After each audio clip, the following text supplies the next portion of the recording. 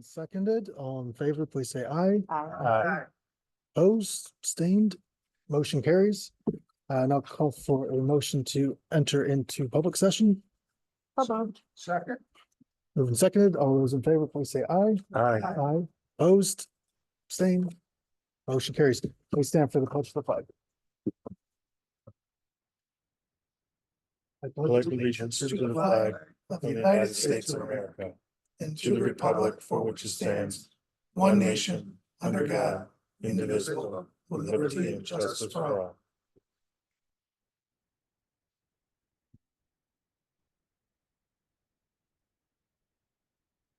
Okay, we'll begin with privilege of the floor. Is anyone for residents' comments?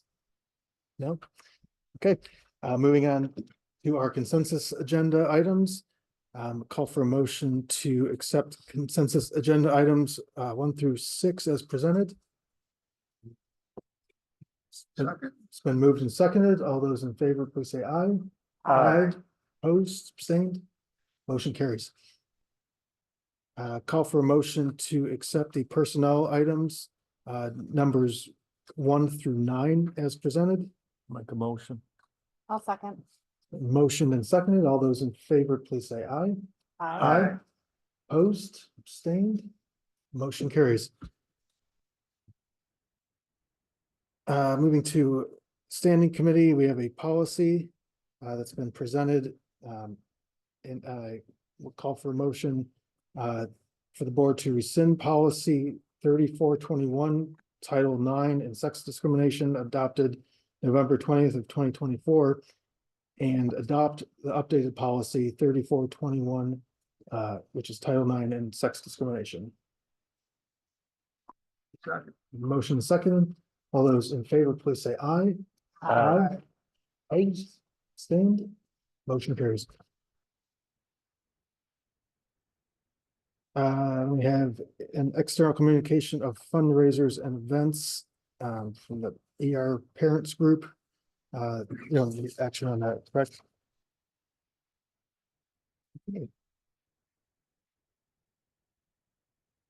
And do we want to do the budget presentation now or move that down into finance? Yeah, I think we leave it in the finance. Okay. Yeah. All right, and our ex officio student member is not with us today. So for the president's report, I do not have anything tonight, and we'll move to the superintendent's report.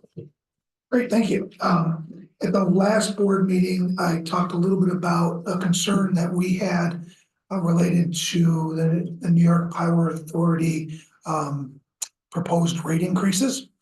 So we've since learned that through both the governor and the legislature, they decided that this wasn't going to go any further. So they've stopped that for now. It's all been put on hold, or I mean, I guess I shouldn't even say hold. They said that it wasn't going to be happening. So we'll see what happens in the future with regard to potential increases. But the increases that were set to happen as part of a 4-year phase-in are not happening. For those that will remember from the last meeting, for us, that was almost $100,000 increase in electric costs for next year had those increases gone through. So that was good news for us. Excuse me. Some more good news. Our wrestling team, both the boys and girls wrestling teams, were Section 6 champs this year. So congratulations, great job to them. Just another part of the incredible history of our athletic department, and even more specifically our wrestling team. There's such a great history there. So congratulations to the kids, to the coaches. Nice work. Allison and I were able to give a presentation to the host communities, part of the Greenway, and they voted that our project was consistent. So if you remember, that was step 2. So at this point, we have the approval that we need through the Greenway to move forward with our outdoor learning spaces, which include the playgrounds and the work to be done over here by Cave Creek. Allison did an incredible amount of work putting all that together, the application. Great job, nice work. We're really excited about it. It's something we've been working on and talking about for a really long time. So we're ready to get this underway. The next steps, it'll require a board resolution. After that, it'll have to go to the state education department for approval, and then we can start the work. April 2nd, mark your calendars, Dr. Rick Timms, who is our financial consultant, will be here to talk a little bit about our district's 5-year plan.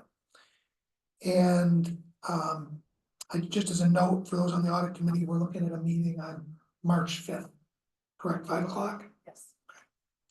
5 p.m., March 5th. And that's all I have. Okay, thank you very much. Moving on to any items for board discussion?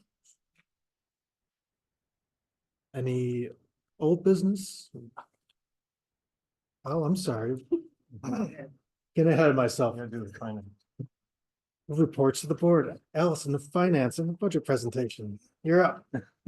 Sorry about that.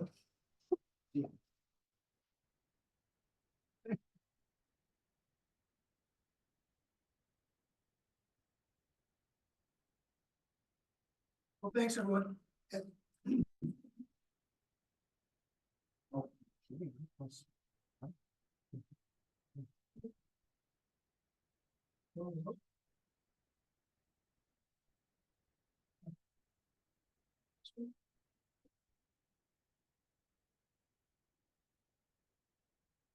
Okay, there we go. It's working. Thank you. So at the last Board of Education meeting, we walked through our initial budget presentation. We understand that there was actually, no surprise, just during our presentation, a little issue with the recording, it sounds like. So there were a few pieces of this that we would normally cut out and not do again, but we're going to go through the whole thing so that we make sure that this is all on our website for anybody who's interested. Okay, so bear with me. An important part of the budget process is really establishing legislative priorities. Both the NYSBA, which is the New York State School Board Association, and NISCUS, which is the New York State Council of School Superintendents, really often have very similar budget priorities, okay? And what you're going to see in these legislative priorities are almost all common to both of those groups. First one has to do with zero emission buses. We've talked about that quite a bit here, but some of the things that were really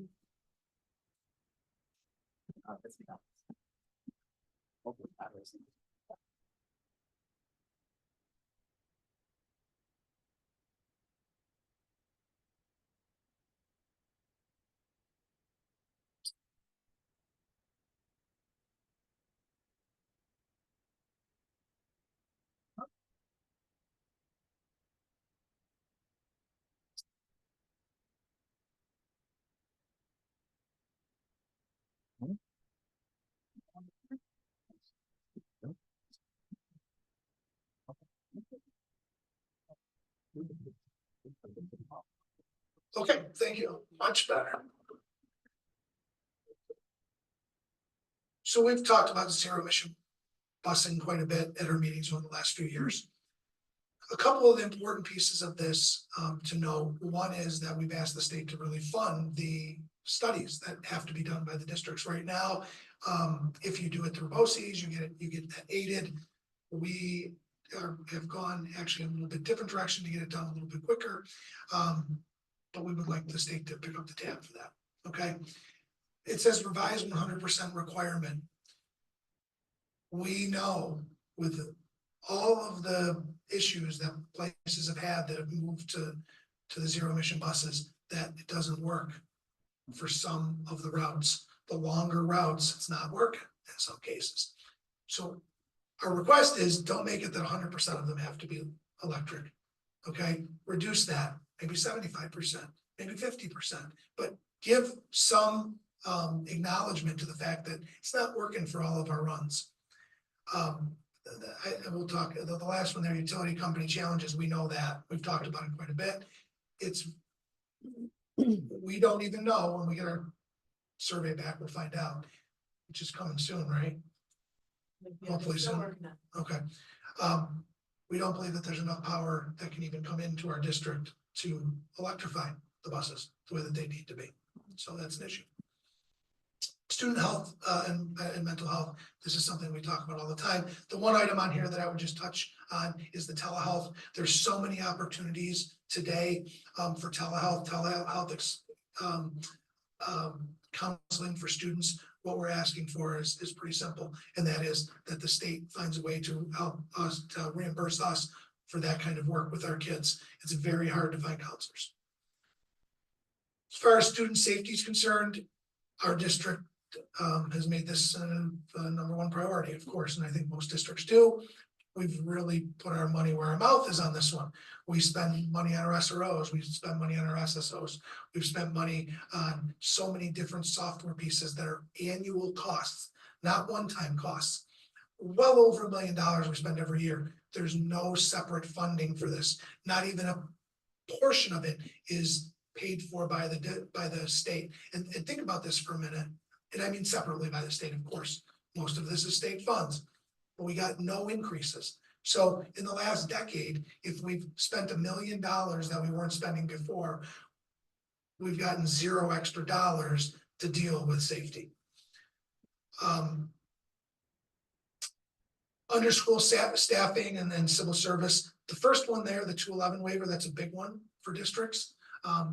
As it stands right now, if you're a retiree, you can come back and you can work at whatever the pay is that you establish with the district to do the job.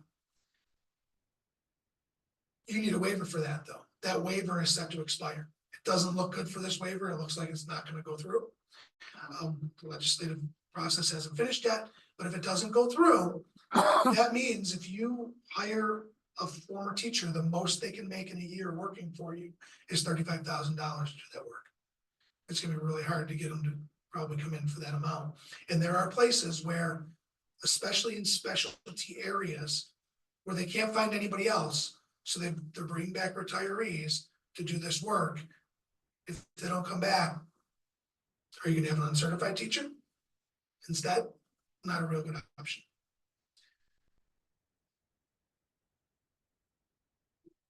We send 20% of our juniors and seniors to our career technical education program. That's incredible. It's great. It provides students with opportunities they wouldn't have here in house. However, the aid that we get back on those services hasn't changed in a really long time. And the salary is still aided at a level that it was in the 1980s. It's a long time. Salaries have gone up significantly. So the idea is instead of aiding just the first 30,000, they should be aiding the first 60,000 because those are shared positions. And that's the whole idea of BOCES. So what we're hoping that they'll increase this. The proposal was actually to do $40,000, $50,000, and $60,000 in that order, $10,000 more aided over the next 3 years. Okay. Universal pre-K. The transportation piece was one that's a big one for us.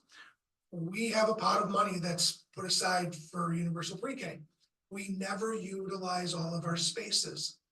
As long as we're not utilizing our spaces and that money is set aside for us, why can't we use it to transport our kids to pre-K who otherwise can't get there? And by the way, don't go. And when we look at our data, okay, that's the really important thing. When we look at our data, the students who participate in our pre-K do better than the students who don't participate in our pre-K.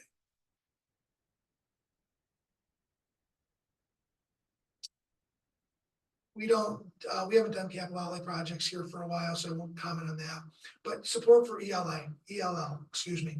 Our ELL program has grown over the years, and there's no additional resources that come into a district when your ELL numbers go up. Okay, whereas, at least like with special education, there's ways to recoup some of that. There isn't when it comes to ELL services. And again, they're expensive.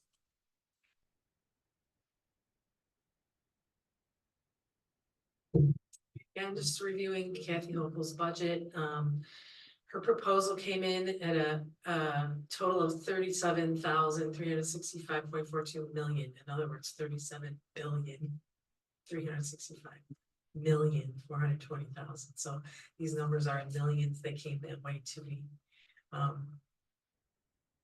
And then, so part of that is made up of the formula-based aids, the categorical aids. She has not changed the formulas in those, specific categories.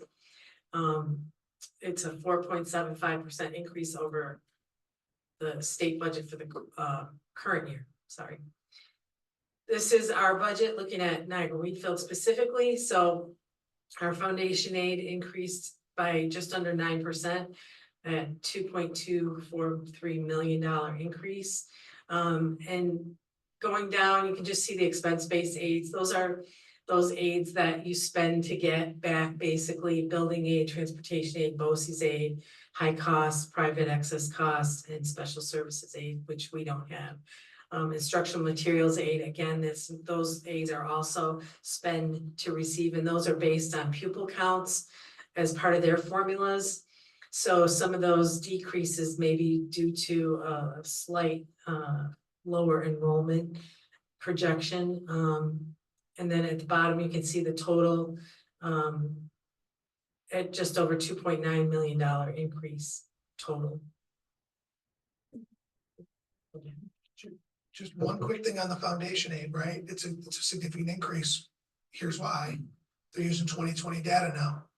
They were using the 2000 census for all these years up until now.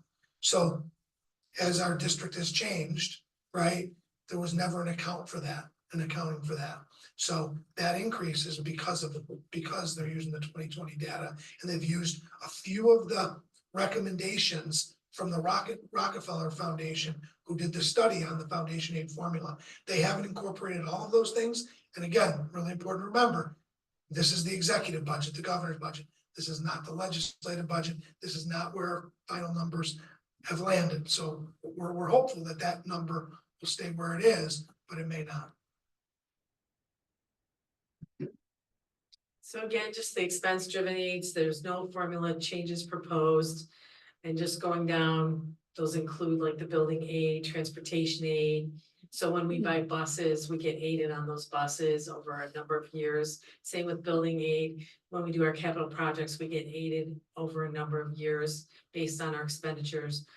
Software, textbook, library, computer hardware and technology are all formulas that are based on pupil count, along with some other pieces to some of them, but for the most part, it's pupil count. So those haven't changed. Supplemental public access costs aid is special education costs. Special services aid we don't have, academic enhancement, high tax aid, charter school transitional aid, and public high cost access aid, and private access cost aid are also special education students costs. And universal pre-K, again, she's recommending $1,210,990,000 increase funding to allow for, the estimated number of 4-year-olds to come up to be able to fully maximize the amount spaces.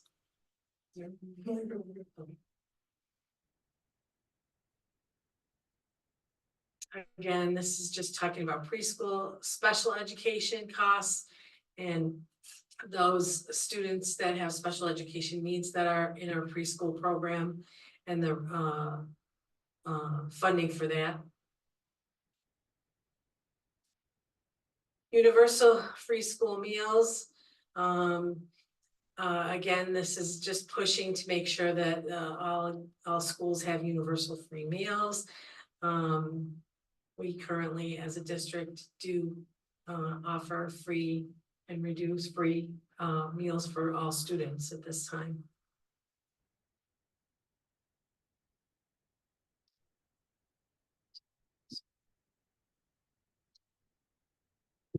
So we'll see what the final legislation is on this one, but we absolutely expect there to be final legislation on this, okay?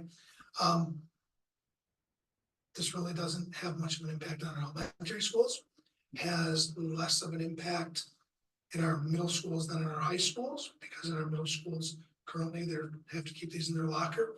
And however, at the high school, this potentially will require change in how we do business there.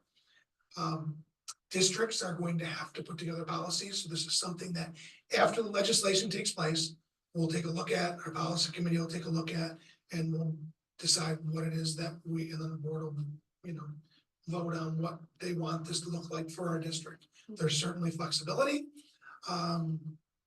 Or they've said there's gonna be flexibility. But we need to do a little bit of work on this. The one thing that I really struggle with is the idea of us not having the opportunity to teach high school students how to use something like this responsibly.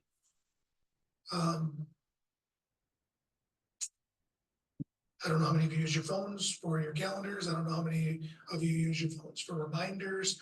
I don't know how many of you, leave little messages for yourself. All of those things that are certainly can make your life a little easier and also prepare you for the work world. There's still people who use paper calendars. I get it. Many people use the calendar that's built right into their phone. So not providing those opportunities and showing kids how to use that, I think we might be falling short. And not really providing them the guidance to use a tool that they're gonna have the rest of their lives. And I really didn't, I'm not teaching now for a while, right? I've been out of the classroom. I couldn't imagine if I was a high school teacher, not saying, okay, take your phones out, because they wouldn't have been out otherwise. But take your phones out. I want you to put a reminder on your phone right now. Teach them how to use it. Put this on your calendar for next week, Monday, because next week, Friday, is the date that the project's due. So I want you to put a project reminder right now on your phone. And I want you to put something on your calendar so you remember. Those are things that I think we have an ability to teach people how to use them and how to stay organized. So we'll see. But again, once we do get the legislation, Julie will be talking and then the policy committee on putting something together that'll work for our district. And I'm sure that the policy co-chair will give us a policy that we can use as a template.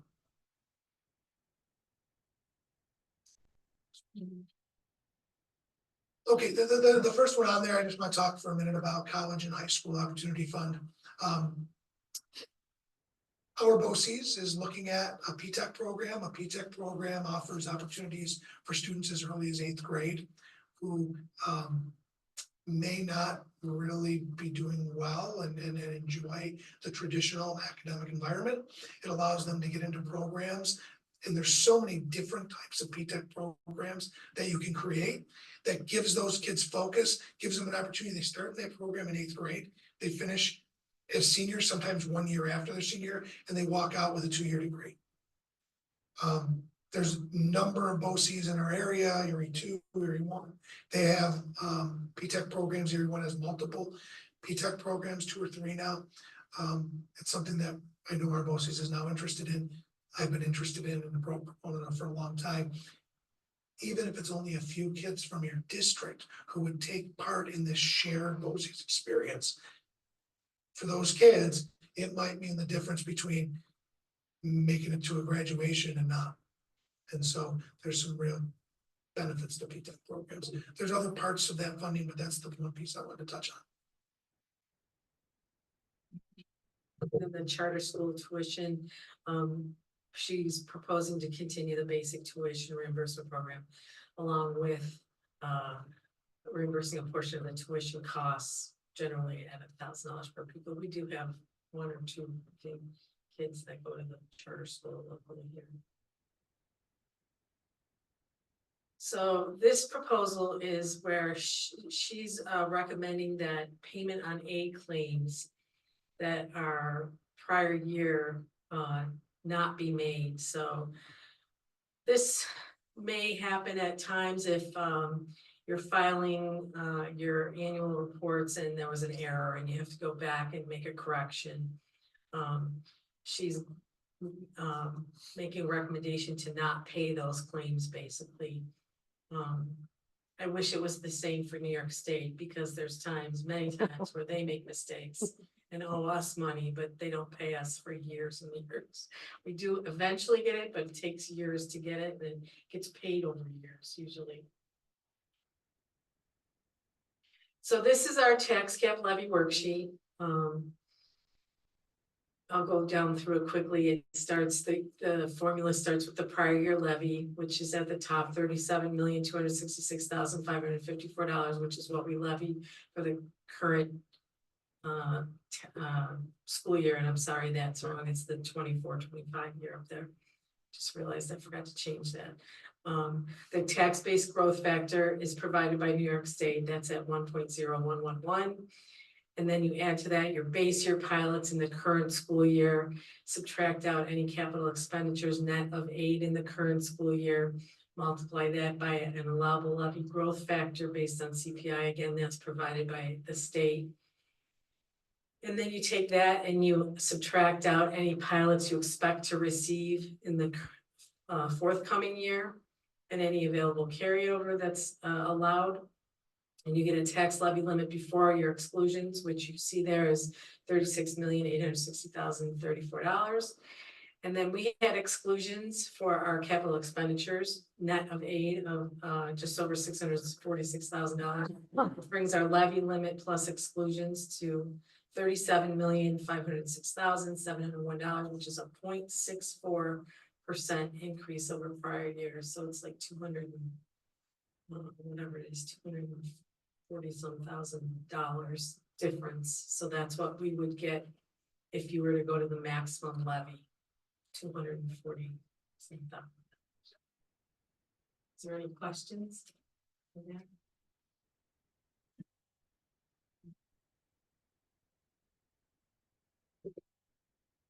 Just as a reminder, in 2013-14, that 88.3% number had us winning the prize for being the most fiscally stressed district in New York State. There's no real prize for that. It actually took a lot of work by the board, by our business office, to get us where we are today, which you can see multiple years, 3 years, we've been at zero.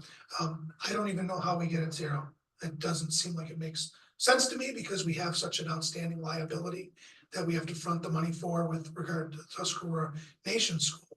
That being a zero is pretty incredible, right? So, you know, great job to the board who's had to make a lot of important decisions, and to our business office for the work that they do. So you see 23-24 was again 0%. So, you know, to me, this graph is, it really says a lot about where we've been as a district. You'll probably remember that, especially those who've been on the board for a while, that over the last 7-8 years, that fiscal stress has been able to happen with holding to under, just under a 2% average annual increase over the last 7 or 8 years. So that to me is also pretty incredible. And there were a lot of those years where we weren't getting significant increases in foundationing. So that's where we are. Questions? Good. 0.64%. It obviously didn't change much either way, but No, that's pretty much it. That's pretty much that's it. it. It's done because I have to submit it March 1st, so that's the calculation. And to be clear, we don't, by March 1st, we don't have to submit, and you don't have to vote. You don't have to vote on what you want it to be. Allison has to submit what the calculation is. So tonight, your action is understanding what that calculation is, in essence saying, here's the calculation. And they also have to, don't they also have to at this meeting or is the next, they have to decide that they're not going to exceed the levy limit? When they decide whatever, yes. Well, it's this meeting. I think so. Yes. So there's really gonna be there's gonna be two pieces of action, right? One of them is, I think, in writing there, but I can change that. Okay. So once they decide where they want to. no, you can outright, but right now, their action that they need to take tonight. It's just approving the calculation. Okay. Of what the levy limit is. Okay, thank you for the presentation.